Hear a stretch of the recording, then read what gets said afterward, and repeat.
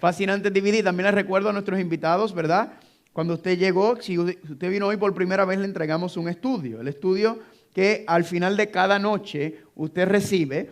¿Y cuántos lo están entregando, verdad? Yo he visto que hay ya varias personas han ido entregándolo. Por favor, cuando usted se lleve su estudio, lléveselo a la casa, estudie y en la parte de atrás hay un quiz. Contesta el quiz y nos los trae mañana, pone el nombre y así cada noche. ¿Por qué? Porque entonces usted está participando de la escuela bíblica de Amazing Facts y al final le vamos a dar, cuando termine con todo el curso, le vamos a entregar un certificado de graduación. ¿Cuántos dicen amén? ¿Verdad? Como le dije, cuando usted se gradúa de esta escuela, no va a haber persona sobre esta tierra que le va a venir con algo falso o algo engañoso en cuanto a la Biblia, porque este estudio está completo. Si hoy es la primera vez que usted viene y no estuvo las primeras 2 noches, entonces usted con mucho gusto puede pasar por la mesa de registración y pedir los estudios anteriores para que los tenga y los vaya entregando. No se trate no tome estrés por contestarlos todos, los puedes ir entregando poco a poco para que se ponga al día. Mañana, ¿a qué hora estamos aquí? A las 7:30. Como vieron hoy, a las 7:30 empezamos. ¿Están conmigo? En eso vamos a ser fijos porque el problema es que nosotros los hispanos siempre llegamos tarde a las cosas porque nunca empiezan a la hora que es, ¿verdad? Pero si usted empieza a la hora que es, yo he aprendido que la gente llega a la hora que es. ¿Están conmigo? Mañana a las 7:30 el tema es Babilonia, la ciudad sin ley. Mañana vamos a comenzar a desglosar esa ciudad que la profecía nos advierte que se llama Babilonia y dónde es esa ciudad y qué es lo que tiene que ver, porque de Babilonia se levanta la bestia, la marca de la bestia, la imagen de la bestia, el anticristo, se levantan de Babilonia, así que mañana vamos a comenzar a desglosar la temática de Babilonia.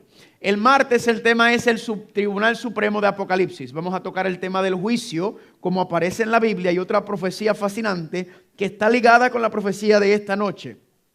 Así que no se pierde ese tema, hablando, ¿verdad? Ayer vimos el juicio. ¿En dónde está llevándose a cabo el juicio? ¿En qué lugar? En el santuario. Específicamente, ¿en qué parte del santuario?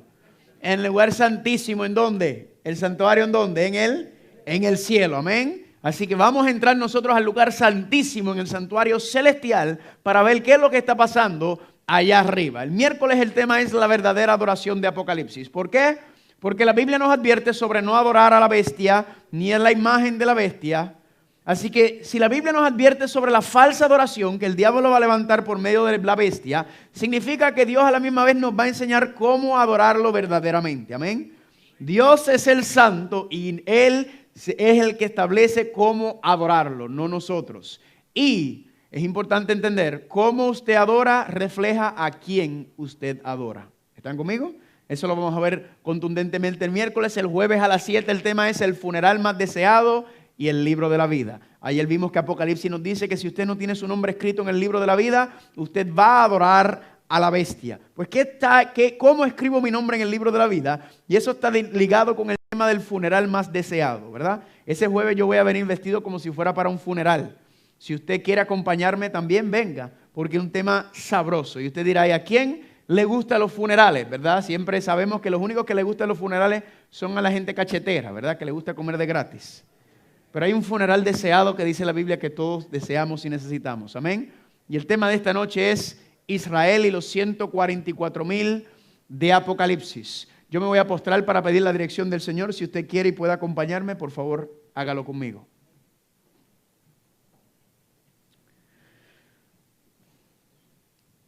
Padre Santo, Padre de Gloria, te damos gracias nuevamente por otro día de vida que nos has dado, porque tus bendiciones, tu protección, tu cuidado nunca faltan para aquellos que te aman y te honran.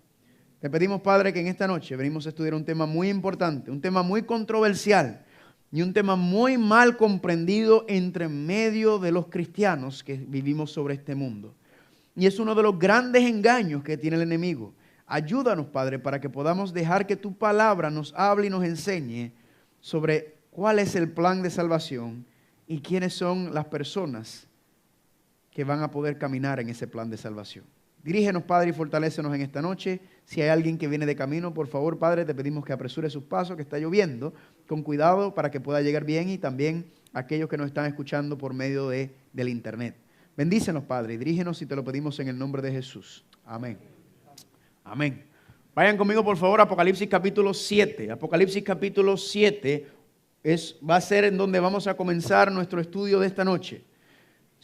Apocalipsis 7, si hay alguien aquí que no tiene Biblia, algún invitado que no tiene Biblia, por favor levante la mano y nosotros con mucho gusto, si usted no la tiene porque se le quedó, se lo prestamos, o si usted no tiene Biblia, nos lo dice y se los regalamos, ¿verdad? Si usted no tiene Biblia, por favor primero tráigala, porque nos la vamos a utilizar, ese es el libro de texto nuestro. Pero si usted no tiene Biblia, también déjanos saber y con mucho gusto le vamos a regalar una Biblia, ¿verdad? Si la Biblia es prestada, por favor, al final de la presentación, cuando termine, déjala en el asiento para que podamos recogerlo y darle uso luego. Si usted ya tiene Biblia, por favor, no se la lleve, solamente si la necesita. Si notaron hoy todos tenemos nuestro name tag, ¿verdad? Para que nos vayamos conociendo por nombre. A mí me gusta, yo tengo una memoria pésima y a mí entonces me gusta. Tengo que mirarle el nombre a las personas por lo menos 3 o 4 veces para que se me grabe. Y para que ustedes, ¿verdad? Para que empecemos a familiarizarnos, porque vamos a estar juntos por 2 semanas dándole candela con estos temas. ¿Están conmigo? ¿Cuántos dicen amén? Por favor, los name tag también. Si al final lo puede dejar en el asiento o cuando salga, déjelo también al frente para que no se lo lleve, porque lo más seguro es que no regresará si se lo lleva. Amén. Los conozco muy bien. Apocalipsis capítulo 7. Vayan conmigo, por favor. ¿Cuántos están ahí ya? Dice el versículo 1. Después de esto vi a 4 ángeles en pie sobre los 4 ángulos de la tierra, que detenían los 4 vientos de la tierra, para que no soplase viento alguno sobre la tierra, ni sobre el mar, ni sobre ningún árbol. Y vi también otro ángel que subía de donde sale el sol, y tenía ¿qué cosa? El sello del Dios vivo, y clamó a gran voz a los 4 ángeles, a quienes se le había dado el poder de hacer ¿qué? ¿Daño a qué? A la tierra y al mar, diciendo: no hagas daño a la tierra, ni al mar, ni a los árboles, hasta que hayamos sellado en sus frentes ¿a quiénes? A los siervos de nuestro Dios. Familia, Apocalipsis capítulo 7 nos está hablando de cuando termina la gracia, cuando cierra la misericordia para la raza humana.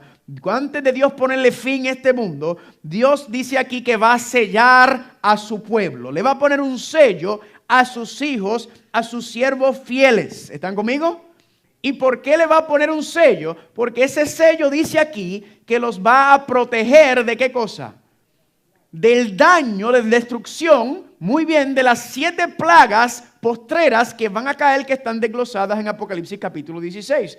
Más adelante vamos a tener un tema sobre las 7 plagas postreras. Y lo que vamos a ver, le voy a dar un adelanto, es que las 7 plagas postreras de Apocalipsis van a deshacer los 6 días de Génesis capítulo 1, de la creación. O sea, la tierra que es parada volverá a ser un lugar inhabitable.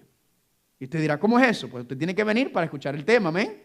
Entonces, antes de Dios derramar su ira, el gran día de la ira, se conoce como las 7 plagas de Dios, cuando empiecen a caer y a deshacer el mundo. Antes de Dios derramar su ira sobre un mundo pecaminoso y perverso, Dios va a poner un sello sobre sus hijos para hacer ¿qué? Para protegerlos de esas plagas. ¿Están conmigo? En otras palabras, si usted tiene el sello de Dios, usted está protegido, amén. Pero si usted tiene la marca de la bestia, usted no va a estar protegido. Y usted dirá, ¿y cómo es eso? Vayan conmigo un momento a Apocalipsis capítulo 16.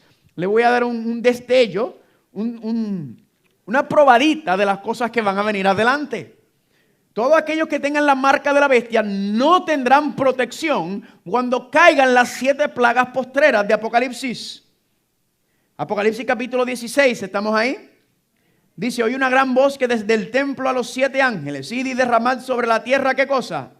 Las 7 copas de la ira de Dios. Fue el primero y derramó su copa sobre la tierra, y vino una úlcera maligna y pestilente sobre los hombres que tenían la marca de la bestia y que adoraban su ¿qué? Adoraban su imagen. Así que familia, la gran prueba final antes de cerrar la misericordia es que Dios va a sellar a sus hijos y sus hijas fieles. Pero aquellos que no son fieles a Dios, que no reconocen su autoridad, sino aquellos que adoran a la bestia o adoran a la imagen de la bestia, ellos van a recibir la marca de la bestia porque ellos reconocen su autoridad. Y esa es la gran prueba final. La gran prueba final, mira cómo dice aquí en Apocalipsis 3, 10 y 11. Por cuanto has guardado la palabra de mi paciencia, yo también te guardaré de la hora de la prueba que ha de venir sobre algunos en el mundo. Aquí dice que el mundo entero será aprobado para probar a los que moran sobre la tierra. Y he aquí yo vengo. Antes de Jesús regresar, dice que va a haber una prueba sobre todo el mundo. Y en esa prueba usted va a recibir, cuando usted tome esa prueba, o va a recibir la A de la marca de la bestia, o la A del sello de Dios, o la F de la marca de la bestia. Esa es la gran prueba final. ¿Están conmigo? Pero sigamos leyendo Apocalipsis capítulo 7, porque no termina ahí. Apocalipsis capítulo 7, porque aquí es donde se pone bueno la cosa. Versículo 7 dice, y oí el número de los sellados, 144,000 sellados de todas las tribus de ¿quiénes? De los hijos de Israel. De la tribu de Judá, 12,000 sellados. De la tribu de Rubén, 12,000 sellados. De la tribu de Gad, 12,000 sellados. Y consecutivamente aparecen las 12 tribus ahí. Tenemos un problema grave. Y es que la mayoría de las personas creen que los que van a ser sellados son los que son de las tribus de Israel literalmente. Creen que los que van a recibir el sello de Dios son aquellos judíos o israelitas literales. ¿Y cuál es el problema que tenemos? Primer problema, que el libro de Apocalipsis no lo podemos tomar los elementos literalmente, sino que tenemos que hacer ¿qué? Lenguaje ¿qué? Figurado, simbólico. Y le voy a probar ese en este momento. Porque es interesante notar que de las 12 tribus de Israel, solamente queda una tribu, que es la tribu de Judá, que son los judíos. Todas las otras tribus, familia, no existen. Todas esas tribus, familia, fueron tomadas por el reino de Asiria hace aproximadamente 3,700 años. Fueron llevados cautivos, lo que se conoce como el reino del norte, si usted se conoce la historia de la Biblia. Hace casi 2,700 años. Hace casi 3,000 años que esas tribus fueron tomadas. Y ahora hay gente por ahí, que usted ve documentales y ve las noticias. Hay gente que dice, yo soy de la tribu de Rubén, yo soy de la tribu de Dan. Inclusive me encontré con un señor un día en un seminario que estaba dando y me dijo, ¿usted de dónde es? Yo le dije, soy puertorriqueño y dominicano. Me dijo, pues tú eres de la tribu de Dan. Y yo le dije, ¿cómo usted me prueba eso? Porque estas tribus fueron tomadas hace casi 3,000 años. Usted no tiene evidencia, ¿verdad? Inclusive se cree que dentro del DNA de cada ser humano hay rastros de alguna de las tribus. ¿Lo sabe? ¿Por qué? Porque esas tribus fueron tomadas en cautividad, fueron entremezcladas entre las tribus y fueron luego esparcidas. ¿Están conmigo? Pero nadie puede decir que tiene evidencia contundente de que pertenece a alguna de esas 12 tribus. Porque la única tribu que conocemos que queda es la tribu de ¿qué? De Judá. ¿Están conmigo? Así que ¿cómo van a encontrar 12,000 hombres de cada tribu primero? Y si usted lee Apocalipsis capítulo 14, dice que son hombres vírgenes. O sea que tiene que encontrar 12,000 de cada tribu y esos hombres tienen que ser vírgenes. Si usted conoce la cultura judía, los judíos no son vírgenes. Se casan todos. ¿Están conmigo? Familia, le hago una pregunta. ¿Será que está hablando de manera literal o está hablando de manera simbólica? Quizás se está refiriendo, cuando habla de Israel o de los judíos, ¿será que está hablando de otra cosa? Y en esta noche vamos a estudiar cómo es posible que estén diciendo 12,000 de cada una de las tribus cuando esas tribus históricamente ya no existen. Hoy vamos a encontrar la solución a este problema. Y este problema, familia, escúcheme bien, es un problema serio porque es uno de los grandes engaños del tiempo del fin en cuanto a las profecías de Apocalipsis. ¿Están preparados? Ahora, como nosotros ya estudiamos, ayer vimos que Dios mostró su plan de salvación. ¿En dónde está el plan de salvación? En el santuario. ¿En el santuario terrenal? No, en el santuario celestial. Vimos ayer, ¿están conmigo? Pero Dios sí le dio por medio del santuario terrenal a Moisés. Le dijo, hazme un modelo ¿de qué? Del santuario en el cielo para yo morar con mi pueblo y mostrarles el plan de salvación. Y ese es el primer santuario que se hace en la tierra humanamente hablando, como quien dice. Luego vino en el tiempo de Salomón, más o menos alrededor del año 965. Luego Salomón construyó un santuario permanente. ¿Están conmigo? Y la Biblia enseña que Salomón le construyó un santuario a Dios, una cosa espectacular, con la mejor madera, con oro, una cosa preciosa. Se conoce como una de las 8 maravillas del mundo, el santuario que Salomón, ¿por qué? Digno del Dios del universo, amén. Un santuario, nunca se ha construido un santuario, un templo como ese. Luego el santuario los babilonios vienen y lo destruyeron, ¿verdad? Pero luego entonces el santuario se levantó nuevamente antes del regreso de Cristo. Y luego entonces el santuario no quedó con la misma majestad, pero algo similar. Y sin embargo, familia, este es ese santuario hoy. Esa es la casa de Dios hoy. Y si usted mira allá atrás, ¿qué ve ahí? Una mezquita. Porque ¿sabe quiénes están en control del territorio donde estaba el santuario? Los musulmanes.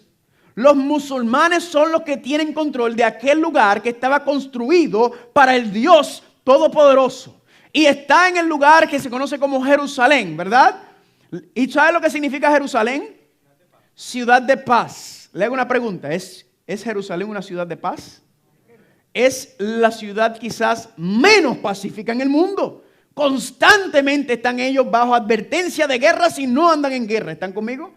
¿Qué es lo que está pasando, familia? Inclusive a los hebreos solamente le dejaron un pedacito de esa parte que es esta parte aquí, que son la única parte. Ellos no pueden entrar al templo que está ahí, ¿verdad? Y este lugar se conoce como el muro de lamentaciones, ¿verdad? El muro de los lamentos. Y ahí vienen personas de todas partes del mundo. Y dentro de las grietas ellos ponen sus oraciones y sus peticiones. Gente muy famosa siempre va ahí, ¿verdad? Y la gente va ahí a poner sus peticiones. ¿Y saben por qué se le llama el muro de los lamentos? ¿Qué es lo que los judíos están lamentando?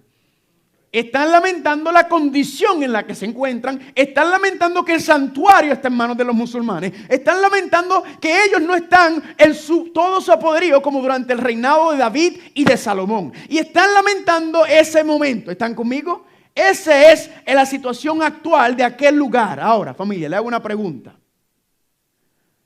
¿Qué fue lo que pasó con el pueblo hebreo? ¿Qué fue lo que pasó con Israel? ¿Qué fue lo que pasó con los judíos? ¿No son ellos el pueblo de Dios? ¿Cómo es posible que el pueblo de Dios esté en la situación que estén? ¿Cómo es posible que hayan pasado por las cosas que han pasado? El holocausto, ¿verdad? El odio en contra de los judíos es rampante en todas partes del mundo. Es una cosa que no se explica. ¿Cómo es posible que haya tanto odio a este grupo de personas que dicen ser los hijos de Dios? Familia, en esta noche vamos a estudiar la historia de Israel y vamos a ver cómo está ligado la historia de esta nación con el Apocalipsis capítulo 7, con ese sellamiento final. ¿Están conmigo? Y les voy a dar una advertencia sobre lo que vamos a hacer en esta noche. Y esta advertencia es bien sencilla. Hay una maldición rabínica. Los rabinos judíos le han puesto una maldición al estudio que vamos a hacer esta noche, ¿verdad? Le han puesto una gran maldición a las profecías que vamos a estudiar esta noche. Y cuando terminemos con el tema, usted va a entender exactamente por qué hay una maldición para los jóvenes que están estudiando para ser rabinos, a que no pueden estudiar las profecías que vamos a estudiar en esta noche. ¿Están conmigo? ¿Cuántos dicen amén? ¿Cuántos tienen miedo? Nadie tiene miedo. Muy bien. Si tienen miedo, como decimos aquí, cómprese ¿qué? Cómprese un perro. Empezamos. Ayer hablamos sobre el pacto de la gracia. ¿Cuántos dicen amén? Dios le dijo: el día que coman de ese árbol ciertamente morirán. Adán y Eva comieron del árbol, pero no murieron en ese día. ¿Por qué no murieron? Porque Dios le dijo: le voy a dejar pasar esta. No, ¿por qué no murieron? Porque hubo un sustituto, amén. Porque en su lugar murió un cordero. Y Dios le estaba mostrando a Adán y Eva el plan de salvación, diciéndole que simbólicamente está sufriendo en su lugar. Pero en el futuro vendrá ¿quién? El verdadero cordero, que es quien le va a dar a través de él el perdón de los pecados y le va a dar una segunda oportunidad a la raza humana. ¿Cuántos dicen amén? Pero eso no fue lo único que ocurrió en ese capítulo 3 de Génesis. Ocurrió otra cosa aparte de Dios mostrar su gracia, su pacto de la gracia. ¿Y qué fue lo que pasó? Génesis 3, 14 al 15. El Señor Dios dijo a la serpiente: pondré enemistad entre ti y ¿quién? Y la mujer. Entre tu simiente y ¿quién? Así que la serpiente tiene una simiente, pero la mujer ¿qué? También tiene una simiente. ¿Cuántas simientes hay? 2 simientes. Entre tu simiente y la simiente de ella, tú le herirás en el talón o en el calcañal y él te aplastará la cabeza. ¿Están conmigo? Así que este es el origen o el comienzo de la guerra de las simientes que termina en Apocalipsis. Así que estas 2 simientes, dice aquí, que van a batallar, ¿verdad? Y a la simiente de la mujer se le va a dar un golpe de muerte, ¿verdad? En el talón. Pero esa simiente, ¿qué le va a hacer a la serpiente, al diablo? ¿Lo va a aplastar o lo va a destruir? Entonces el diablo, muy astuto, dice, ok, este es el asunto. Ya veo lo que viene por ahí. Así que el diablo lo que hace es que empieza a observar a la mujer y a decir, por medio de ella es que va a venir ¿quién? Es quien va a venir quien me va a destruir a mí. Así que yo, ¿qué tengo que hacer? Destruirlo a él. ¿Están conmigo? Así que la primera guerra de las simientes ocurrió entre ¿quiénes? Entre Abel y Caín. El diablo ve a Caín que es de él, es de su simiente, y él dice, este es de los míos. Pero ve a Abel y dice, no, ¿Abel qué? Abel es justo, ¿verdad? Él ama y honra a Dios, así que ¿qué? Yo lo voy a matar. ¿A quién utilizó el diablo para matar? ¿Lo mató él directamente? No, el diablo no puede. ¿El diablo qué? Usa agentes humanos para llevar a cabo sus planes malignos. Entonces usa a Caín, su hermano, para matarlo. Interesante que en Apocalipsis capítulo 12 y 17 aparecen dos mujeres. Y estas dos mujeres, vamos a ver más adelante, que una mujer le está haciendo la guerra a la otra. Lo mismo que está pasando es la guerra de las simientes. Entonces el diablo ve que Caín mata a Abel y el diablo dice, bueno, hasta ahora problema resuelto. Pero nota que luego dice Génesis que salió otro, el sustituto llamado Seth. Y el diablo dice, espérate un momento, ya yo veo lo que está pasando aquí. Por medio del linaje de esa mujer es que en algún momento va a llegar esa simiente.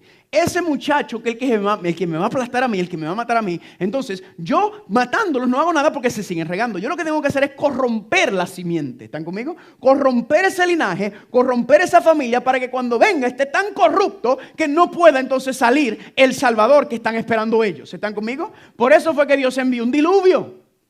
¿Por qué Dios envió el diluvio? Porque dice la tierra estaba ¿qué? Llena de violencia. Todo el mundo, incluso en la iglesia, estaba corrupta la iglesia completamente. Y dice que dentro de la iglesia solamente quedaba una persona justa, que era ¿quién? Noé. ¿Qué hace Dios para proteger el linaje? Envía el diluvio para cuidar y proteger el linaje, porque si no lo hubiera hecho, se hubiera corrompido completamente la descendencia de Noé, que era por donde iba a venir la simiente. ¿Están conmigo? Y sucesivamente, si usted quiere darle un resumen a las escrituras hebreas, es bien sencillo. Las escrituras hebreas, o lo que le llaman el Viejo Testamento, es simplemente los intentos del diablo de tratar de corromper el linaje de la mujer por donde va a venir la simiente. Eso es lo que él está haciendo, y Dios protegiendo esa simiente, protegiendo ese linaje. ¿Están conmigo? Esa es la historia hasta la llegada de esa simiente, ese muchacho. ¿Están conmigo? ¿Cuántos dicen amén? Y luego entonces de Noé se levanta otro campeón de la fe que se llama Abraham. Génesis capítulo 22 versículos 17 y 18 dice, de cierto te bendeciré y multiplicaré ¿tú qué? ¿Cuál es la palabra? Como las estrellas del cielo y como la arena que está en la orilla del mar. Y tu simiente poseerá las puertas de sus enemigos. En tu simiente serán benditas algunas de las naciones de la tierra. Noten esto, que esa simiente iba a bendecir ¿a quién? Todos los reinos y las naciones de la tierra iban a ser benditas por medio de esa simiente. En tu simiente serán benditas todas las naciones de la tierra por cuanto que obedeciste a mi voz. Dios le dijo a Abraham, por medio de ti va a venir la simiente. Y esa simiente le va a traer bendición al mundo entero, a toda la raza humana. Pero entiende bien que por qué. Le hago una pregunta. ¿Esto fue una promesa condicional o incondicional que Dios le hizo a Abraham? ¿Condicional a qué? A la obediencia. Por cuanto obedeciste mi voz, esa es la promesa que voy a hacer contigo. ¿Están conmigo? Luego Abraham tuvo a Isaac, la misma promesa. Génesis 26, 3 al 5. Y se le apareció el Señor y le dijo, no desciendas a Egipto, habita en la tierra que yo te diré, habita en esta tierra y seré contigo. Y te bendeciré porque a ti y a tu simiente daré todas estas tierras y confirmaré el juramento que hice a Abraham tu padre. Y multiplicaré tu simiente como las estrellas del cielo y daré a tu simiente todas estas tierras. ¿Y qué? Todas las naciones de la tierra serán benditas en tu simiente. ¿Por qué qué? Porque oyó Abraham mi voz, guardó mis preceptos, mis mandamientos, mis estatutos y la misma promesa que le hizo al padre se la hizo al hijo. Luego Isaac tuvo un hijo que se llamaba Jacob o Israel y le hizo el mismo pacto. Y luego también entonces de Israel salen ¿quiénes? Los 12 hijos o las 12 tribus. ¿Están conmigo? Que luego terminan ¿en dónde? En Egipto, ¿verdad? Y José entonces es el gobernador de Egipto y el pueblo entonces pasa a ser protegido de la hambruna al desierto en Egipto. Pero ¿qué fue lo que pasó con el pueblo? ¿Que terminó en qué? Terminaron esclavos. el pueblo de Dios terminó esclavos. Le hago una pregunta. ¿Por qué usted cree que ellos terminaron esclavizados en Egipto? ¿Fue porque estaban obedeciendo a Dios? ¿Fue porque le estaban siendo fiel a Dios? No, imposible. Amén. No, jamás. Y estuvieron en Egipto esclavizados. ¿Y qué fue lo que pasó? Vayan conmigo a Éxodo capítulo 2. Éxodo capítulo 2. Vayan conmigo a Éxodo capítulo 2. Ayer les envié mi correo electrónico. Amén. Si les llegó, gloria a Dios. Si usted me lo dio y no le llegó, por favor, entonces deme su correo electrónico. Yo creo que según vi hoy todos llegaron. Así que confirme, por favor. Si usted no me ha dado su correo electrónico y quiere recibir mis notas, por favor, deme su correo electrónico. Y las personas que están viendo por internet también pueden enviar su correo electrónico. Y yo con mucho gusto le envío todas las notas sobre lo que estamos hablando. ¿Están conmigo? Éxodo capítulo 2, versículo 23. ¿Cómo dice? Aconteció después de muchos días murió el rey de Egipto y los hijos de Israel gemían a causa de la ¿qué? De la esclavitud. Y clamaron y subió a Dios el clamor de ellos con motivo de esa servidumbre o esa esclavitud. Y oyó Dios el gemido de ellos y se acordó ¿de qué? De su pacto con Abraham, Isaac y Jacob. ¿Cuántos dicen amén? Se acuerda Dios y miró Dios a los hijos de Israel y los reconoció Dios. Amén. Entonces Dios, cuando el pueblo ya estaba cansado de la esclavitud, no tuvieron más opción que rogarle y clamarle a Dios. Y ahí estaba Dios deseoso y ansioso por intervenir con ellos. Y cuando por fin le clamaron, entonces Dios envió un libertador que se llamaba ¿quién? Moisés. ¿Cuántos dicen amén? Y cuando Dios entonces los saca de Israel, los saca de Egipto y los pasa por el Mar Rojo, ¿verdad? Representando el bautismo y los lleva entonces al Sinaí, Dios le dice algo bien interesante a este pueblo. Le dicen, ustedes saben quién yo soy. Yo soy el Dios de su padre Abraham, Isaac y Jacob. Ese Dios que ellos le hablaban, ese soy yo. Y he venido a cumplir mi promesa con ellos. ¿Están conmigo? Y Dios le dije, ¿a ustedes les gusta lo que yo hice? ¿Están contentos que yo los libré de la esclavitud y les he dado maná, les he dado agua, les he dado bendición y protección? ¿Y qué dijeron ellos? ¡Wow! ¡Qué Dios más poderoso eres tú! Y Dios le dijo, ¿ustedes quieren que yo sea su Dios? Y ellos dijeron, sí. Dios les propuso matrimonio a su pueblo. Le dijo, si ustedes quieren que yo sea su Dios, y el pueblo dijo, claro que sí, ¿cómo no vamos a querer un Dios tan poderoso que venció a todos los dioses paganos de Egipto? Claro que sí, eres el Dios más poderoso de la tierra. Entonces Dios entra en un pacto matrimonial con el pueblo. Y cuando usted entra en un pacto matrimonial, siempre hay unos votos matrimoniales, ¿sí o no? Adivine cuáles son los votos matrimoniales que Dios le dio al pueblo hebreo. Los 10 mandamientos. Le dijo, estos 10 mandamientos, como ustedes son mis esposas ahora, ustedes son mi pueblo, ustedes no van a andar vagando, ni hablando, ni vistiendo, ni andando como la demás gente del mundo. Ustedes me representan a mí. Y Dios le dijo, aquí están las condiciones de nuestro pacto matrimonial. Amén. Y el pueblo dijo, gloria a Dios. Mire lo que dice aquí. Éxodo capítulo 19, versículo 4 al 8. Vosotros viste lo que hice a los egipcios y cómo os tomé sobre alas de águila y os traído a mí. Ahora pues, sí obedecieres mi voz y guardares mi pacto, entonces vosotros seréis ¿qué? Mi especial tesoro sobre todos los pueblos y vosotros me serán un reino ¿de qué? De sacerdotes y una nación santa. Le hago una pregunta, ¿esta promesa que Dios le hizo al pueblo hebreo era condicional o incondicional? Condicional ¿a qué? A la obediencia. Él le dijo, si ustedes me obedecen, mi voz, mi palabra, mis mandamientos, mi pacto, entonces ustedes van a ser una gran nación poderosa. ¿Están conmigo? Dios, esa fue la promesa que le hizo al pueblo. Ahora le hago una pregunta. ¿Cumplió el pueblo hebreo con su parte del pacto? No, no cumplieron con el pacto. Mira cómo dice aquí en Jeremías capítulo 31, del 31 al 34. He aquí que, ¿qué? Vienen días. Le hago una pregunta. ¿Eso es pasado, presente o futuro? Futuro. Vienen en el futuro días en los cuales haré ¿qué cosa? Dios le dice, yo voy a hacer en el futuro un nuevo pacto con ustedes, con la casa de Israel y la casa de Judá, no como el pacto que hice con sus padres el día que tomé su mano para sacarlos de la tierra de Egipto, porque ¿qué? Ellos invalidaron mi pacto, bien que fui yo un marido. Les dije que no fue un pacto matrimonial, ¿no fue lo que pasó ahí? ¿Sí o no? Ahí está. Dios les propuso matrimonio, les puso el pacto, dijeron que sí, pero ¿quién invalidó el pacto? Ellos. ¿Quiénes son ellos? El pueblo invalidó el pacto matrimonial que tenía con Dios. ¿Y qué fue lo que pasó? ¿Cómo invalidaron ese pacto? Mira qué sencillo. Jeremías lo explica, Ezequiel, que son contemporáneos. Ezequiel 16:2 y 22:26. Hijo de hombre, notifica a Jerusalén sus ¿qué? Sus abominaciones. En Apocalipsis 17 dice que la ramera tiene el mundo embriagado con sus abominaciones. Eso va a volver a pasar, esa palabra. Sus sacerdotes. ¿Cuáles son las abominaciones que estaba haciendo el pueblo hebreo? Sus sacerdotes, ¿qué hicieron? Quebrantaron la ley de Dios. Contaminaron mi santuario. Entre lo santo y lo profano no hicieron diferencia, ni distinguieron entre ¿qué? Entre inmundo y limpio. ¿Y sabe lo que le pasó al pueblo hebreo? Por su desobediencia. ¿Qué es lo que sucede cuando tú conoces la voluntad de Dios y le desobedeces? ¿Qué hace Dios? Se pone a un lado. Y Dios dijo, si esta es la dirección que ustedes quieren ir, ustedes no me quieren obedecer, no me quieren reconocer, entonces ahí están, ustedes están libres para tomar su decisión. ¿Y qué fue lo que pasó? ¿Vino quién? Babilonia. Y mire lo que dice aquí, Jeremías 25:11. Dios le dijo al pueblo, toda esta tierra, hablando de Jerusalén, será puesta en desolación y en espanto. Y servirán estas naciones al rey de Babilonia, ¿cuánto tiempo?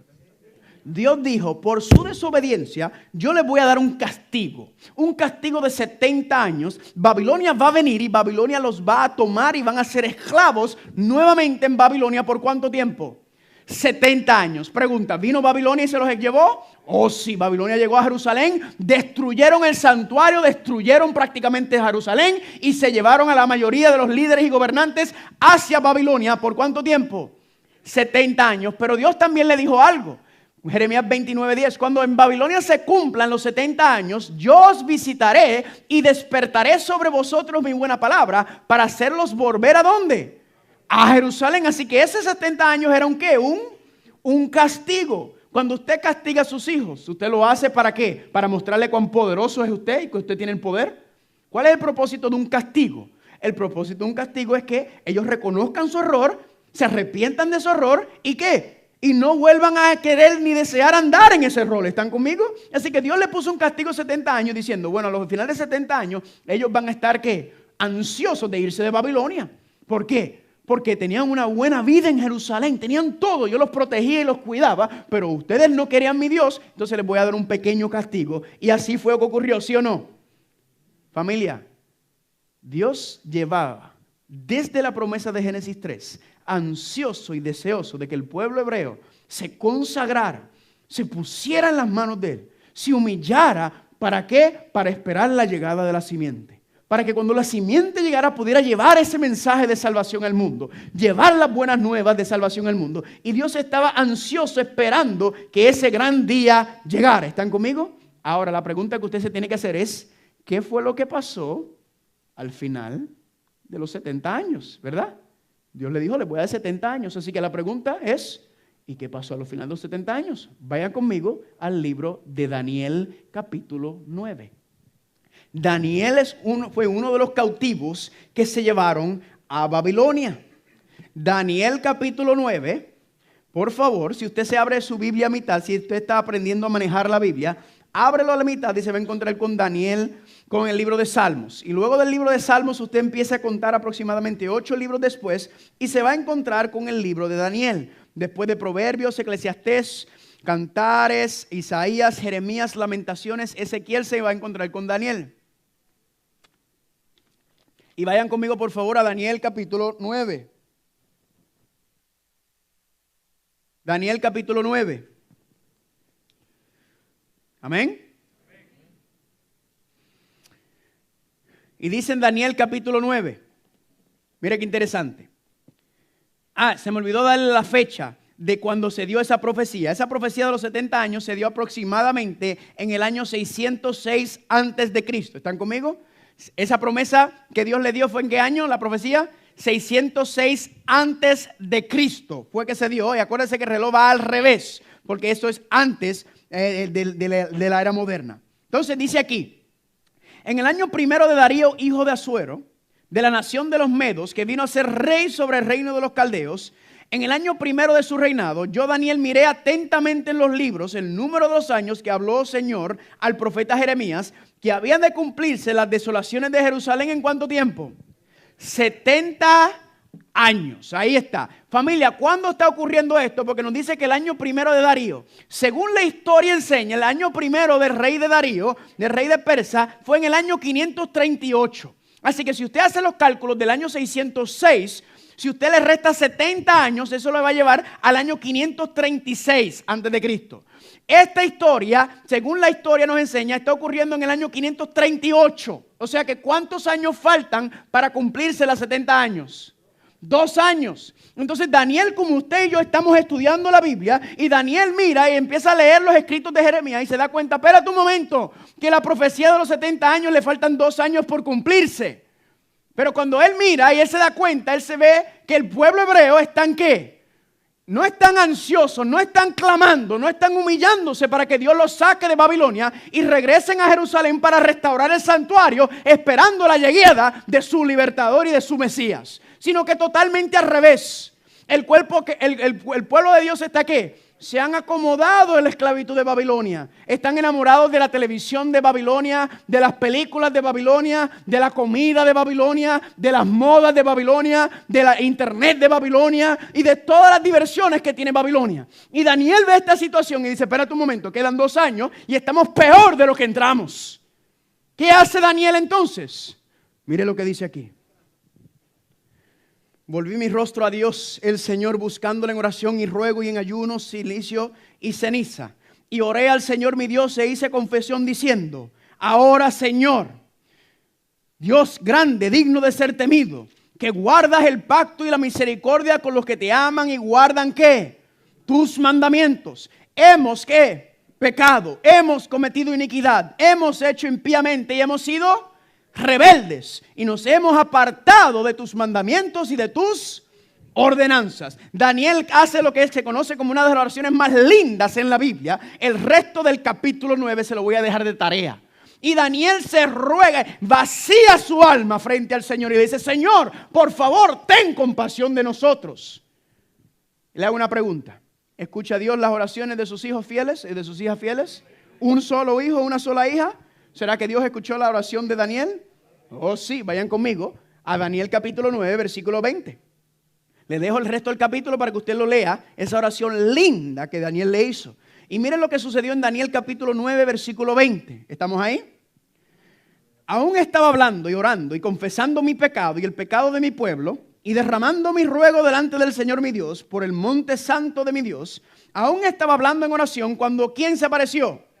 El varón Gabriel, a quien había visto en la visión al principio, volando con presteza, vino a mí como la hora del sacrificio de la tarde, como las 3 de la tarde. Y me hizo entender y habló conmigo diciendo, Daniel, ahora he salido para darte sabiduría y entendimiento. Mire lo que le dice Gabriel. Al principio de tu ruego fue ¿qué? Dada la orden. Y yo he venido para enseñártela porque tú eres muy... Qué lindo, amén. Qué lindo. La ciencia dice que la luz es lo más rápido que existe. ¿Usted lo sabía? Pero aquí dice que los ángeles son más rápidos que la luz. Porque dice en el versículo 23 que al principio de tu ruego fue dada la orden. O sea que cuando él empezó a orar, ¿qué le dijeron? Dios le dijo, mira Gabriel, baja para que le des la contestación. Bajó y Gabriel estaba esperando a que él terminara de orar. Gloria a Dios. He venido para enseñártelo.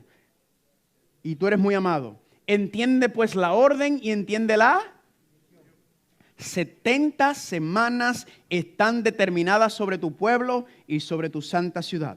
¿Para qué?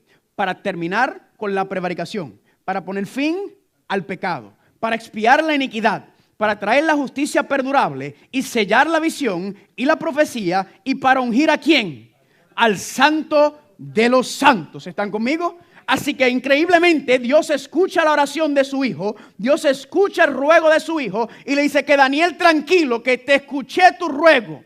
Y dice entonces que Dios le dijo a Daniel que 70 semanas están determinadas sobre tu pueblo. En otras palabras, Dios vino y le dijo, he escuchado tu ruego y he venido a darte una extensión a esos 70 años, esa probatoria que le di al pueblo hebreo para que se enderezara. Pero tenemos un problema grave con esto, porque le dice 70 años. ¿Por qué? 70 semanas. El problema es bien sencillo, 70 semanas es aproximadamente 1 año y medio. No tiene sentido que Dios le haya dado 70 semanas más a una extensión a esta probatoria. ¿Por qué? Porque al pueblo le quedaban 2 años. Simplemente Dios hubiera dejado que corrieran los 2 años para haberle dado 1 año y medio. ¿Están conmigo? No tiene ningún sentido. Y la razón por la cual no tiene ningún sentido es porque tenemos que aplicar un principio profético. Y este principio profético lo vamos a empezar en esta noche, pero lo vamos a utilizar luego para ir revelar la bestia y todas las demás profecías. Y el principio profético es bien sencillo. Este es el principio profético. Un día profético equivale a 1 año literal. ¿Están conmigo? Se lo repito, repítalo conmigo. Un día profético es igual a ¿qué? Ahora, vamos a ver la evidencia bíblica para esto. Números 14:34. Conforme al número de los días, de los 40 días en que reconociste la tierra, llevarás vuestras iniquidades, ¿cuánto tiempo? 1 año por cada, y conoceráis, ese es el castigo por lo de los espías, ¿se acuerdan? Entonces Dios le dijo, por cada día, ¿qué vas a pasar? 1 año, o sea que iban a andar en el desierto, ¿cuánto tiempo? 40 años vagando. Pregunta, ¿Jesucristo conocía este principio profético de un día profético equivale a 1 año literal? Claro que sí. Mira en Lucas capítulo 13, versículo 32. Y él, Jesús, le dijo, id y decid a aquella zorra, que es Herodes, he aquí hecho fuera demonios, y hago curaciones hoy y mañana, y al tercer día, ¿qué hago? ¿Termino qué? Le hago una pregunta, ¿la obra de Jesucristo duró 3 años? No. Perdón, ¿le duró 3 días? No, ¿duró qué? 3 años, ¿están conmigo? 3 años y medio aproximadamente. Entonces, 3 días, Jesucristo claramente comprende y entiende este principio. ¿Cuál es el principio? El día profético es equivalente a 1 año literal. Así que familia, vamos a empezar a hacer los cálculos. Cuando Dios le dijo 70 semanas o le dio una extensión a ese tiempo probatorio a Israel, lo que le estaba dando no eran 70 semanas literales, sino que 70 semanas, ¿cuántos días hay en cada semana? 7. 70 por 7, 0. 7 por 7 es 49, ¿verdad? ¿Eran qué? 490 días. Pero ya nosotros conocemos el principio profético de que un día profético es equivalente a 1 año literal. Así que no son 490 días, sino son 490. Ahora tiene sentido la profecía, ¿sí o no? Además, estaba hablando de ungir al santo, ¿verdad? Estaba hablando de la profecía futura que vamos a ver más adelante. Vamos a ver qué es lo que está pasando aquí. Ahora tienen que, Dios le dio una extensión de 490 años. ¿Para qué? Para que se enderezaran. Para que el pueblo hebreo se pusiera las pilas, se pusieran bien, se consagraran y estuvieran preparados para recibir ¿a quién? A la simiente que iba a ser el libertador. ¿Están conmigo? Ese era el propósito y ahí está. Ahora la próxima pregunta inmediata que usted se tiene que hacer es, ¿cuándo comienzan los 490 años? ¿Sí o no? Tenemos ya el periodo de tiempo que son 490 años. La pregunta es, ¿cuándo comienzan? Regresemos a Daniel capítulo 9. Daniel capítulo 9 dice el versículo 25. Daniel 9, 25 dice aquí. ¿Están ahí? Sabe pues y entiende que desde la salida, ¿de qué? De la orden para restaurar y edificar a Jerusalén. ¿Hasta quién? Hasta el Mesías príncipe habrá 7 semanas, que son las 7 semanas en cuales se iban a empezar a construir. Y luego después de las 62 semanas se volverá a edificar la plaza y el muro en tiempos ¿qué? Tiempos angustiosos. Así que el comienzo de esta profecía dice, entiende pues que desde la salida de ¿qué? De la orden para restaurar y reedificar a Jerusalén. ¿Por qué había que restaurar y reedificar a Jerusalén? Porque Babilonia lo destruyó. No solamente el santuario, familia, no solamente el templo, sino todo el pueblo de la ciudad completa, todo su elemento religioso, político, civil, todo quedó destruido. Entonces Dios dice, cuando se da la orden para restaurar y reedificar a Jerusalén, entonces es el comienzo. ¿Están conmigo? Ahora la próxima pregunta que nos tenemos que hacer es, ¿cuándo se da la orden para restaurar y reedificar a Jerusalén? Pues yo estaría loco si me parara aquí sin poder mostrarle a ustedes cuándo se da esa orden, ¿sí o no? ¿Se da la orden, sí o no? se da en la Biblia, ¿sí o no? ¿En dónde se da? En el libro de Esdras. Vayan conmigo, muy bien. En el libro de Esdras. Antes de Daniel, regresen a los Salmos, ¿verdad? Y ahora le van a dar hacia el frente, o sea, para atrás. Salmos, antes de Salmos está Job, está el libro de Esther, está Nehemías, y antes de Nehemías está el libro de Esdras. Si llegaste al libro de Crónicas, te pasaste, dale un poquito para atrás.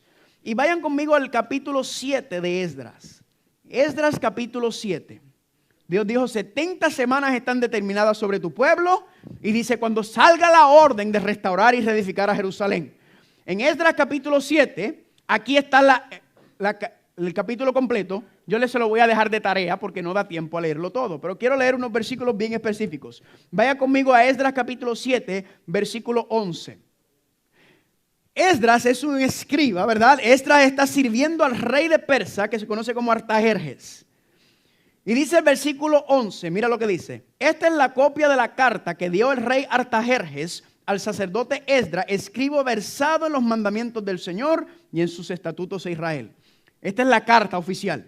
Artajerjes, rey de reyes, a Esdras, sacerdote y escriba erudito de la ley de Dios del cielo, paz. Por mí es dada, ¿qué cosa? La orden. ¿Cuál es la orden? Que todo aquel en mi reino, del pueblo de Israel y de sus sacerdotes y levitas que quieran ir contigo, ¿qué hagan? A Jerusalén, vayan. ¿Cuándo dicen amén?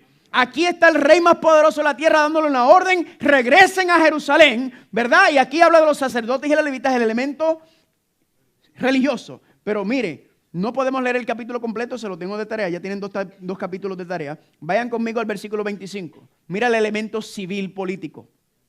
Y tú, Esdras, conforme a la sabiduría que tienes de tu Dios, pon ¿qué? Jueces y gobernadores que gobiernen a todo el pueblo que está al otro lado del río y a todos los que conocen las leyes de tu Dios, y al que no las conoce, ¿le qué? Le enseñarás. ¿Cuántos dicen amén? Así que ya tenemos aquí que tenemos la orden en donde el rey Artajerjes da la orden para que regresen a Jerusalén y restauren el santuario, todo el elemento religioso, político, civil, los jueces, los gobernantes, todo. ¿Están conmigo? Ahora, ¿cuál es la próxima pregunta? ¿Cuándo fue que esa orden se dio? ¿Verdad? ¿Por qué? ¿Cuándo fue que esa orden se dio? Porque la orden entonces sabemos que es el comienzo de esa profecía de tiempo. Miren lo que dice aquí en Esdras capítulo 7, versículos 7 al 8. En el 7º año del rey Artajerjes, llegó a Jerusalén en el mes quinto, el año 7º del rey. La historia enseña que el 7º año de reinado de Artajerjes fue en el año 457 antes de Cristo. Gloria a Dios. Así que tenemos la fecha del comienzo de esa extensión de probatoria. Dios le dijo cuándo se dé la orden para reedificar y restaurar a Jerusalén. ¿Cuántos dicen amén? En mis notas van a estar las citas en donde usted va a encontrar las citas históricas, en donde podrá encontrar la evidencia histórica de este punto que estamos hablando. Ahora, vamos a empezar a hacer los cálculos, porque ya tenemos el periodo de tiempo que fueron 70 semanas o 490 años. Ahora, Dios le dice desde que se da la orden, y la orden se da en el año 457. Vamos a empezar a hacer los cálculos. Dice Daniel 9:25. ¿Sabe pues si entiende que desde la salida de la orden para restaurar y edificar a Jerusalén, y cuándo se dio esa orden? En el año 457. ¿Hasta quién? El Mesías príncipe habrá 7 semanas y 62 semanas. ¿Están conmigo? Así que dice aquí, según este versículo, que cuando tú sumas las 7 semanas y las 62 semanas, ¿cuántas semanas son esas? 69. Miren esto. Al final de las 69 semanas es que iba a aparecer ¿quién? El Mesías príncipe. Ahora, estas primeras 7 semanas es para la construcción del santuario. Luego las 62 después de ahí para que el Mesías aparezca. Entienda bien una cosa, familia. Esta profecía se dio casi 500 años antes de Jesucristo nacer. Antes de él nacer. Y mira lo que está diciendo. Vamos a poner la Biblia a prueba esta noche. ¿Cuántos dicen amén? Dios dice, ponme a prueba para que ustedes vean si yo no soy Dios y yo no conozco el futuro. Sumemos, 7 semanas más 62 semanas son 69 semanas. Ahora hagamos la multiplicación, porque cada semana tiene ¿cuántos días? 69 por 7, 9 por 7 son 63, subo el 6, 6 por 7 son 42 más 6, 483 días, pero ya sabemos que un día profético equivale a un año literal, así que no son 483 días, sino son 483. ¡Qué bravo es esto! Porque aquí dice que usando el año 457, si le sumamos los 483 años, nos va a dar que el año en que iba a aparecer el Mesías. ¿Están preparados? Vamos a hacer la matemática. Desde el año 457 entonces le tenemos que sumar los 483 años de las 69 semanas. Ahora hay que hacerlo al revés porque acuérdense que el tiempo va en contra y el número es más grande. 483, que es el año, lo que son los años, menos el año 457 nos da ¿qué año? ¿Cuántos años? El año 26, pero hay que sumarle 1. ¿Por qué? Porque cuando ellos hicieron este cálculo del tiempo, no calcularon el año 0 y es un año que hay que contar. ¿Están conmigo? Así que usted le suma ese 1 y eso lo lleva ¿a qué año? El año 27, desde el 457, si usted cuenta 483 años, te lleva al año 27 Anno Domini o el año de nuestro tiempo común. Y la pregunta es, ¿qué fue lo que ocurrió en el año 27 al final de los 483 años desde el año 457 según la profecía? Pues mira qué sencillo. Lucas capítulo 3 dice en el año 15 del imperio de Tiberio César. La historia enseña que el año 15 del imperio de Tiberio César fue el año 27. O sea que el capítulo 3 de Lucas está ocurriendo ¿en qué año? En el año 27 según nuestros cálculos modernos. La pregunta es, ¿qué fue lo que ocurrió en Lucas capítulo 3 en el año 27? Lucas 3, 21 y 22 dice, y aconteció que cuando todo el pueblo se bautizaba, también ¿quién? Jesús fue bautizado. Y orando, el cielo se abrió y descendió ¿quién? El Espíritu Santo descendió sobre él en forma corporal como paloma y vino una voz del cielo que decía, tú eres mi Hijo amado, en ti tengo complacencia. Así que el Hijo sale del agua de bautizarse, el Espíritu Santo desciende sobre él y a la misma vez se escucha una voz desde el cielo que dice que este es mi Hijo amado en quien tengo ¿qué? Complacencia. Ahora, esa palabra complacencia no está recogiendo lo que está pasando aquí. ¿Por qué? Porque la palabra complacencia en griego es la palabra eudokeo y significa contento, complacido y gozoso. Pero cuando usted busca la palabra original, tiene un significado más profundo. ¿Y cuál es ese significado? La palabra eudokeo significa formalmente y oficialmente ratificado, autorizado, sello de aprobación. Lo que significa que cuando Jesucristo sale del agua, el Padre no simplemente estaba diciendo estoy contento por lo que hizo, sino que el Padre le está diciendo a todo el mundo, esa es la simiente de Génesis capítulo 3:15. Ese es el Mesías, ese es el libertador, ese es el que va a destruir al diablo, ese es el que va a vencer, ese es el héroe, ese es mi hijo. Eso es lo que está diciendo. Está confirmándole al mundo entero. Ahí llegó mi promesa. El Mesías ha llegado sobre la tierra. El ungido está servido y está ya sellado para empezar su obra. Gloria a Dios. Dice aquí Lucas 4:18. El Espíritu del Señor está sobre mí por cuanto me ha ¿qué? Me ha ungido. El Mesías fue ¿qué? Ungido. Por eso decía la profecía que ¿qué? Al final de las 69 semanas, ¿quién iba a aparecer? El Mesías príncipe llegó. ¿Cuántos dicen amén? Ahora le hago una pregunta. ¿Jesucristo conocía las profecías? ¿Sí o no? Claro que sí, porque mira lo que él dice. Marcos 1, 14 al 15. Jesús vino a Galilea predicando el evangelio del reino de Dios, diciendo, el tiempo se ha cumplido. ¿Qué tiempo? Las 69 semanas de su aparición a decir que yo soy el Mesías, yo soy el cumplimiento de la profecía de Génesis capítulo 3. Gloria a Dios.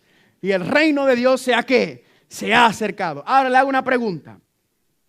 ¿Se le acabó el tiempo de probatoria al pueblo hebreo? No, porque ¿cuánto tiempo Dios le dio?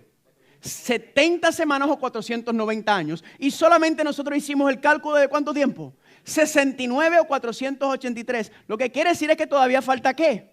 Una semana. Mírenlo aquí. 457 se da el decreto para restaurar y edificar a Jerusalén. Ahí están los 483 años. Terminan en el año 27. Cristo es ungido. Llegó el Mesías príncipe. Pero todavía falta ¿qué? La última semana de las 70 semanas, porque solo le dio 69. Y ya sabemos que esa última semana son 7 días, pero un día profético es equivalente a un año literal. Así que no son 7 días, sino son 7 años que todavía le queda al pueblo hebreo. ¿Para qué? Para enderezarse. ¿Están conmigo? Dios le dice que todavía le queda tiempo. Apareció el Mesías. Ahora, ¿qué sigue diciendo la profecía? Mira qué interesante y qué fascinante. ¿Qué sucedió en esa última semana? Aquí están las 70 semanas menos una semana, que son 7 años. ¿Y qué sucedió? Daniel 9:26. Y después de las 62 semanas, ¿verdad? O sea, acuérdense que viene primero las 7, luego vienen las 62, que son 69. Después de las 62 semanas se quitará la vida al Mesías. Así que la profecía dice que sí va a aparecer el Mesías, pero luego dice ¿qué?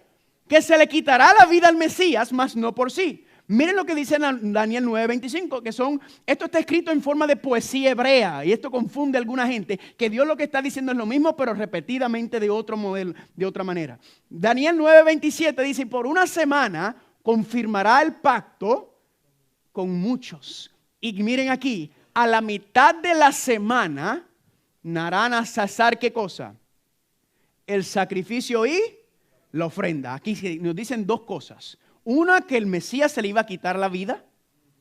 Y otra cosa es que durante esa última semana iba a cesar ¿qué cosa? Los sacrificios y las ofrendas. ¿Están conmigo? ¿Están preparados, sí o no? Ahora, hagamos el cálculo. Si Cristo fue bautizado. ¿Cuándo fue bautizado Jesús? El 27, acuérdense, vamos a hacer los cálculos bien. Jesucristo fue bautizado en el otoño del año 27. Ahora, la mitad de semana es la mitad, ¿cuánto es la mitad de una semana? 3 años y medio, son 3 días y medio, pero un día profético es equivalente a un año. Mitad de ese último año, o 3 años y medio, hacemos los cálculos. Fue bautizado en el otoño del año 27. Vamos a sumarle los 3 años primero, y del 27 nos lleva ¿a qué año? Al año 30. Acuérdese, 27 al 30. Ahora, si usted hace, nos faltan los 6 meses, ¿sí? Porque 3 años y medio. Si usted agarra desde el año 30, desde el otoño del año 30, y le suma 6 meses, eso te lleva del otoño del año 30 a la primavera del año 31. ¿Qué fue lo que ocurrió a la mitad de la semana o a la mitad de esos 7 años en el año 31 en la primavera, familia? La muerte de Jesucristo. Después de las 62 semanas se quitará la vida al Mesías, ¿más qué? Mas no por sí mismo. Familia, si no se le quitó la vida por él, ¿por quién fue que se le quitó la vida? Por nosotros. Amén. A mitad de semana, ¿qué ocurrió?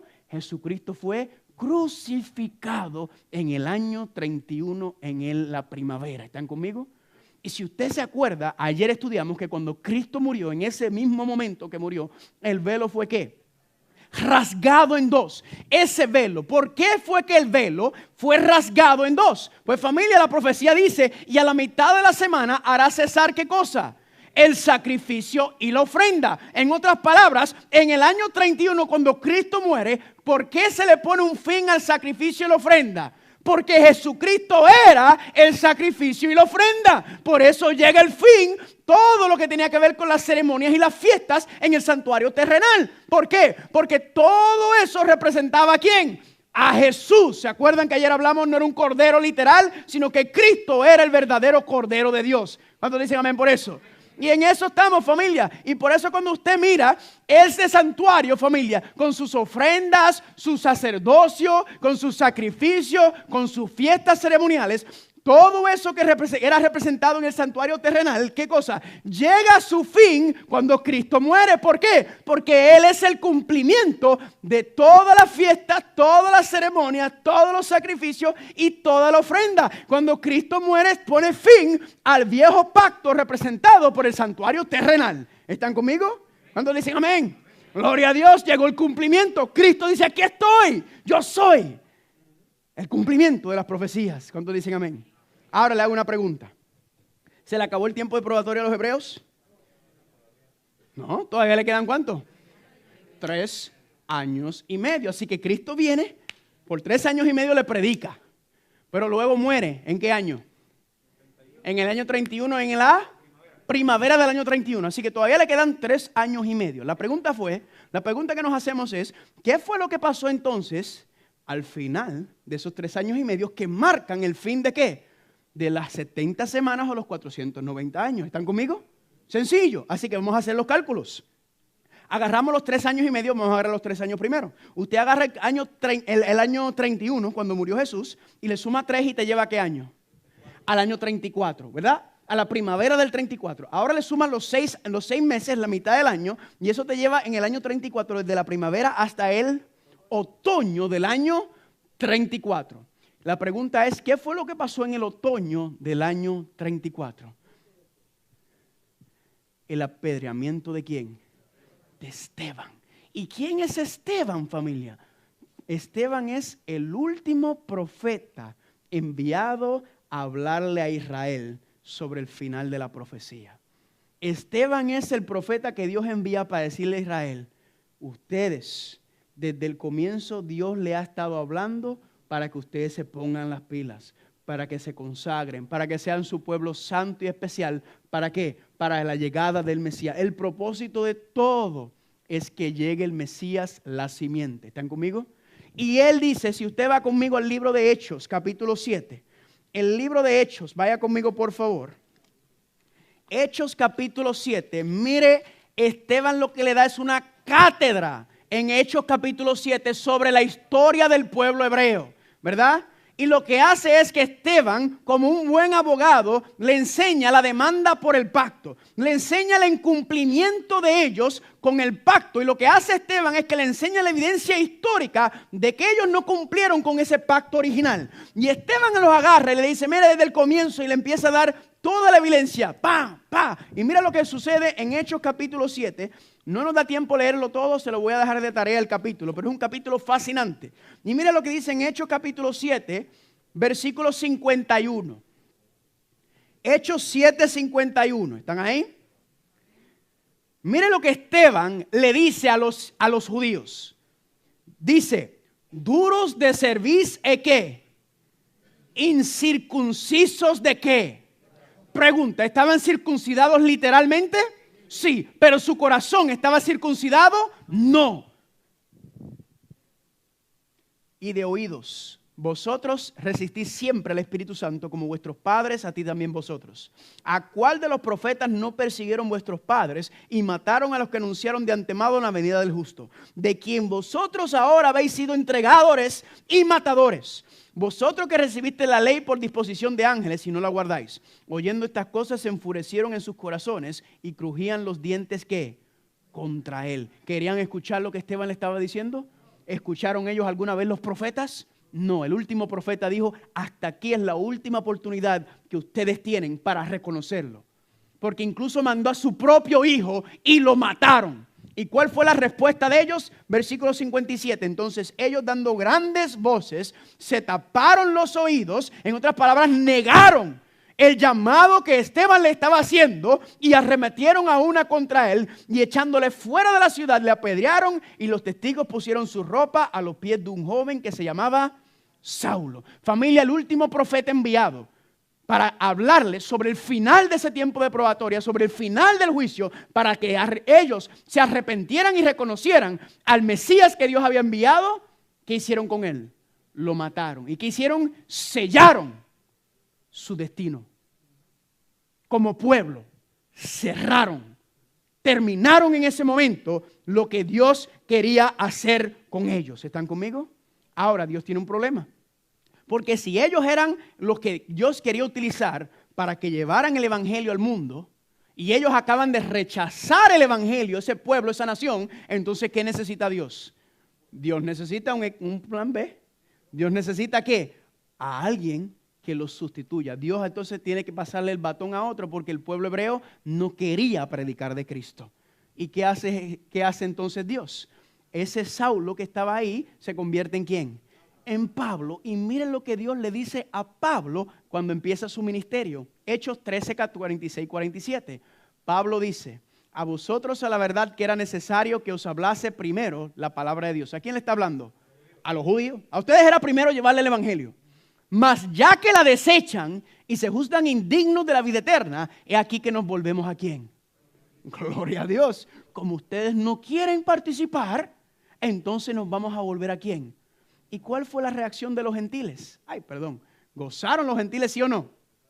Porque así nos ha mandado el Señor diciendo, te he puesto por luz de los gentiles para que sean por salvación, ¿hasta qué? Hasta lo último de la tierra. ¿Cuántos dicen amén? Gloria a Dios. Entonces, como el pueblo hebreo, la nación hebrea, rechazó al Mesías, ¿qué hace Dios? Ya mi paciencia con ustedes se acabó. Ya estoy cansado de estar luchando y bregando con unos corazones tan endurecidos como ustedes no quieren escucharme. No solamente no quieren obedecerme, mataron a mi hijo y lo rechazaron. ¿Ahora qué? Ahora este plan de salvación se lo voy a dar a los gentiles para que ellos sean quien los predique. Pregunta, ¿funcionó o no funcionó? Aquí estamos nosotros, ¿sí o no? El evangelio llegó hasta nuestras puertas, ¿sí o no? ¿Cuántos dicen amén? Ahora, esto es muy importante entenderlo. Esta profecía, si usted nota lo que acabamos de hacer, esta profecía de las 70 semanas o 490 años fue corrido sin interrupción. No hay ninguna profecía de tiempo en la Biblia que hay alguna interrupción de tiempo.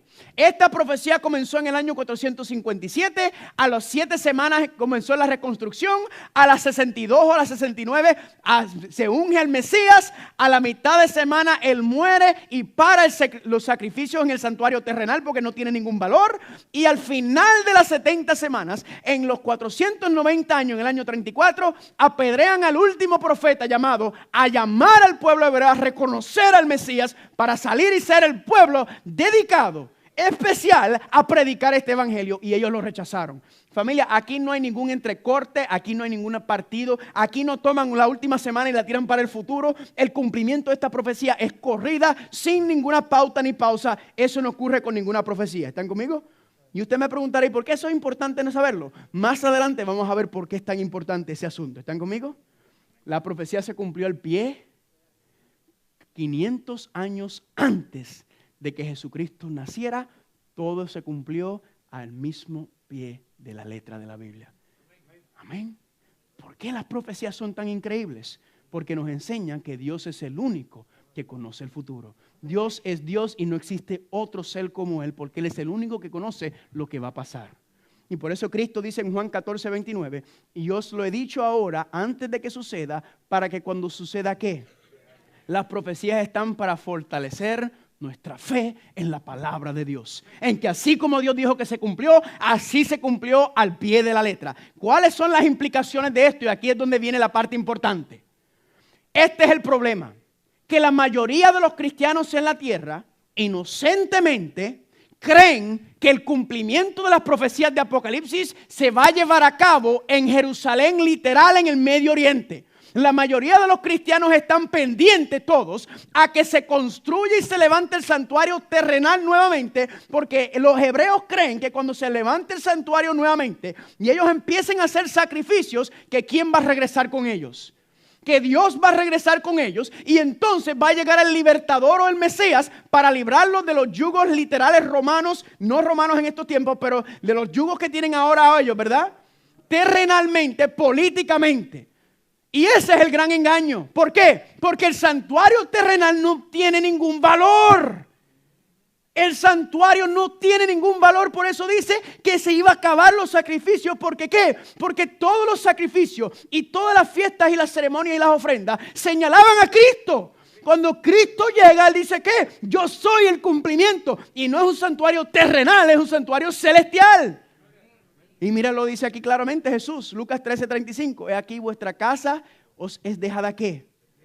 Desierta. Este santuario, Jesús dice, no sirve de nada. Porque ustedes están más aferrados a sus costumbres y a sus ceremonias y sus ritos, en vez de reconocer que yo soy el Hijo de Dios. Que yo soy la promesa, el cumplimiento. Y por eso, familia, luego Jesús le dijo ¿qué? Que en el año 70 iban a venir los romanos y iban a hacer a destruir el santuario. ¿Por qué? Porque el santuario no tiene ningún propósito. ¿Están conmigo? Pregunta, ¿el santuario terrenal tiene algún propósito para Dios? No, porque ¿qué es lo que dice en Hebreos 9:24? Porque no entró Cristo en el santuario hecho de mano, modelo del verdadero, o sea que el terrenal, sino en el mismo cielo para presentarse ahora por nosotros. ¿En dónde?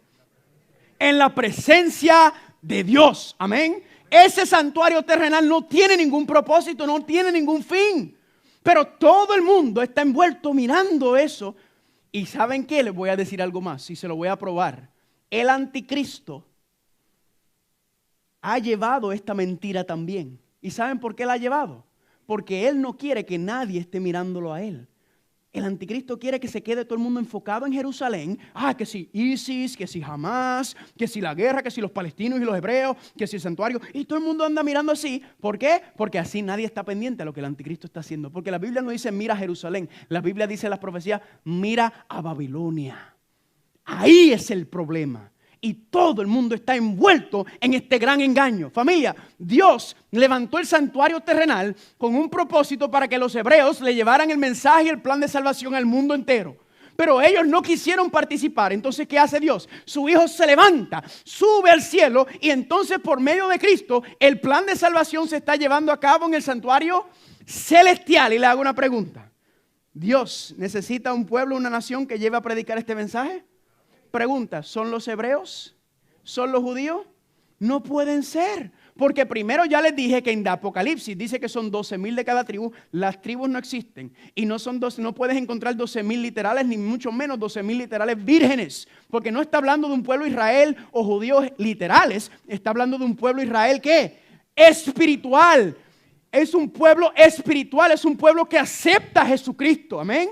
Dios está tratando de llamarnos. No pueden ser ellos, familia. ¿Por qué? Porque ellos no cumplieron con las condiciones de Dios. Que era ¿qué? Primero la obediencia, pero segundo, aceptar al Hijo. Y ellos no solamente no lo aceptaron, sino que ¿qué? Lo mataron. Mataron y rechazaron, familia, esas promesas condicionales. Y miren esto, porque la Biblia es bien clara. Gálatas 3:16. Ahora bien, a Abraham fueron hechas las promesas. ¿A quién? Y a su simiente. No dice y a las simientes como de muchos, sino como de y a tu simiente, el cual es. Esas promesas que Dios le hizo no eran que se iban a cumplir por medio del pueblo hebreo, se iban a cumplir por medio de Cristo. Pero ¿qué pasó? El pueblo hebreo malentendió las profecías. Ellos las interpretaron mal y ellos pensaban nosotros somos la gran cosa. Y lamentablemente así todavía tienen su actitud. Ellos andan por ahí, por eso es que hay tanto odio a ellos, porque ellos dicen, nosotros somos el pueblo de Dios, nosotros somos, ustedes no eran el propósito era el que iba a venir por medio de ustedes. Él es el que iba a ser, ustedes iban a beneficiarse en ser ¿qué? En ser lo que iban a llevar el mensaje primeramente, pero lo rechazaron, porque las promesas no eran para cumplirse por medio de ellos, era el Mesías el que iba a venir. ¿Están conmigo? Y mira lo que escribí aquí. Todas las promesas que Dios le dio a Israel o Judá literal eran condicionales, como ya leímos. Si hubiera cumplido con ellos, si hubieran obedecido y recibido a su Hijo, ¿sí o no? Pero al ellos desobedecer y rechazarlo a Cristo, esas promesas entonces pasan ¿a quién? A Israel y judíos espiritual, que son los que aceptan a Cristo, o sea, ¿son quién? La iglesia cristiana. ¿Están conmigo? Dice aquí, muchos cristianos sinceros creen que los judíos son salvos por el simple hecho de que son judíos literales. Pero eso no es bíblico. ¿Cómo puede Dios salvar a aquellos que rechazan la salvación que solamente se recibe por medio de su Hijo? Ahora, ¿hay judíos que están viniendo a donde Cristo? Oh, gloria a Dios. ¿Están conmigo? Pero en general como nación, ellos han rechazado completamente. ¿Verdad? ¿Tenemos que orar por el pueblo hebreo? Claro que sí, amén. Oren por ellos. Pero familia, ellos como pueblo nación corporativamente perdieron los privilegios y beneficios. Y ahora esos pueblos y beneficios se le pasa ¿a quién? A la iglesia, a los cristianos. Y no lo dije yo, lo dice Pablo. Míralo aquí. Perdón. Sí, Cristo lo dice en Mateo 21:43. Por tanto os digo, el reino de Dios será quitado de vosotros y será dado a una nación que produzca ¿qué? Los frutos de él. Miren lo que dice Pablo. Todos son hijos de Dios por la fe en ¿quién?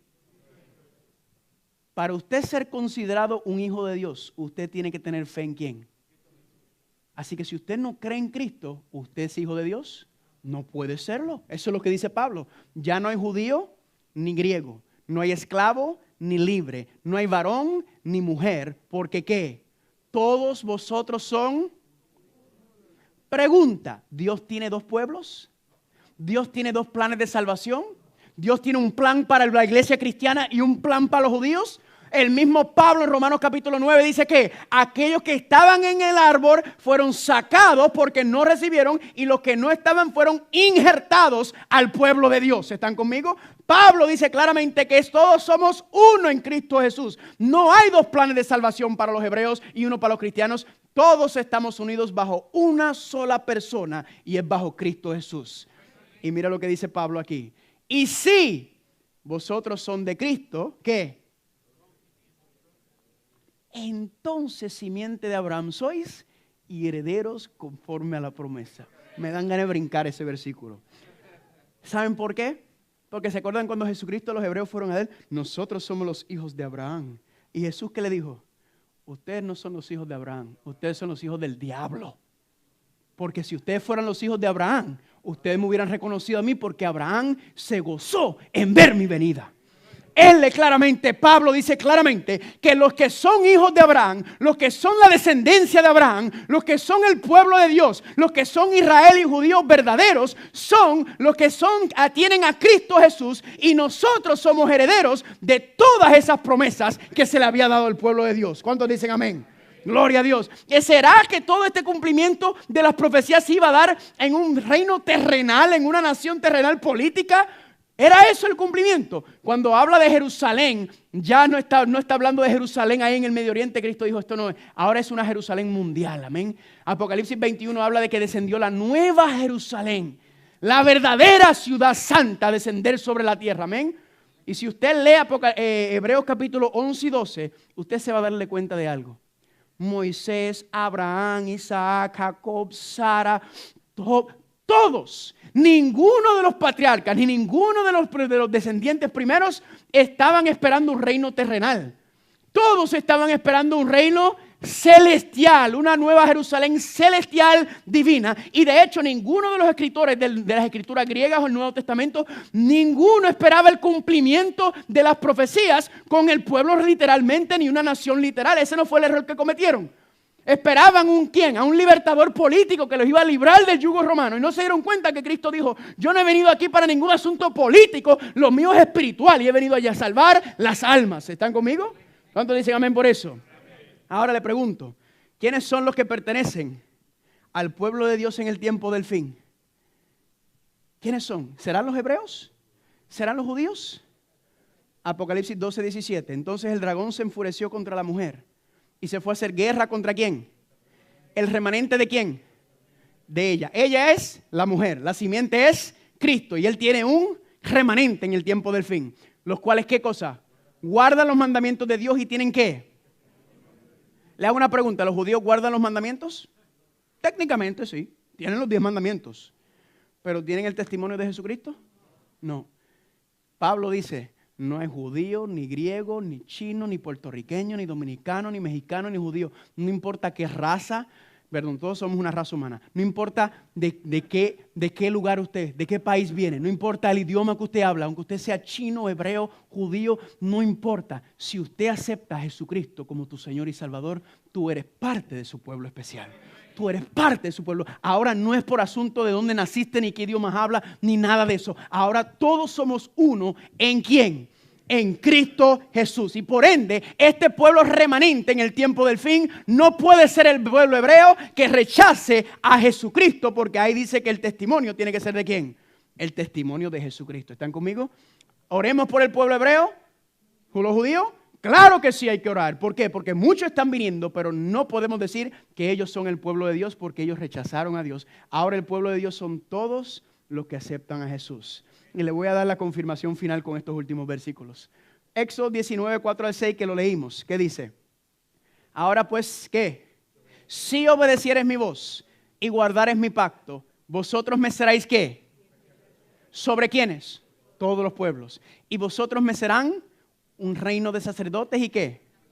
¿Esa no fue la promesa que Dios les dio en el Sinaí? Pregunta, ¿cumplieron ellos, el pueblo hebreo literal, con eso? No cumplieron. ¿La promesa se le pasó a quién? Mírenlo aquí. Primera de Pedro capítulo 2 versículos 9 y 10. Mas vosotros sois ¿qué? Linaje escogido, real sacerdocio, nación santa, pueblo adquirido por Dios. ¿Para qué?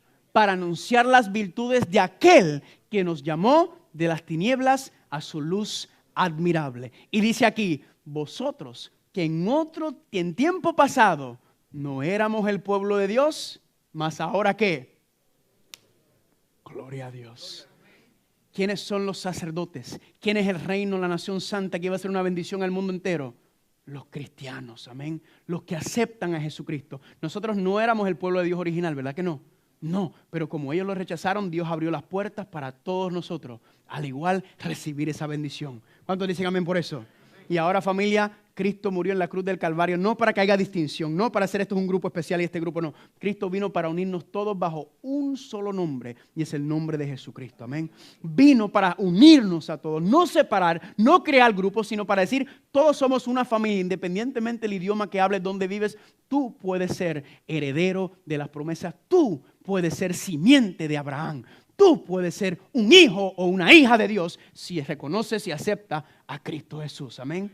Y ahora tiene un plan, un evangelio eterno que quiere predicarlo al mundo entero. El evangelio eterno de la salvación por medio de Cristo Jesús en el santuario celestial. Y te pregunto en esta noche, ¿hay alguien aquí que quiere decir, yo acepto el llamado de llevar el evangelio eterno al mundo entero? Yo acepto el llamado, yo sí quiero llevar este mensaje al mundo. Póngase en pie en el nombre de Jesucristo. Si usted quiere decirle, Jesús, aquí estoy, yo quiero ser parte de ese pueblo, de llevar ese mensaje al mundo entero y llevar el plan de salvación. ¿Cuántos dicen amén? ¿Están conmigo, sí o no? Gloria a Dios. Oremos por ese pueblo hebreo, ¿verdad? Por los judíos. Pero la salvación no le pertenece a ellos. La salvación viene de Cristo Jesús. Y todos podemos ser partícipes de esa salvación. Amén. Todos podemos ser llamados hijos e hijas de Dios. Gracias a la fe en Jesucristo. ¿Cuántos dicen amén? Mañana, ¿qué hora estamos aquí? Como vieron, empezamos a la hora que es, ¿verdad?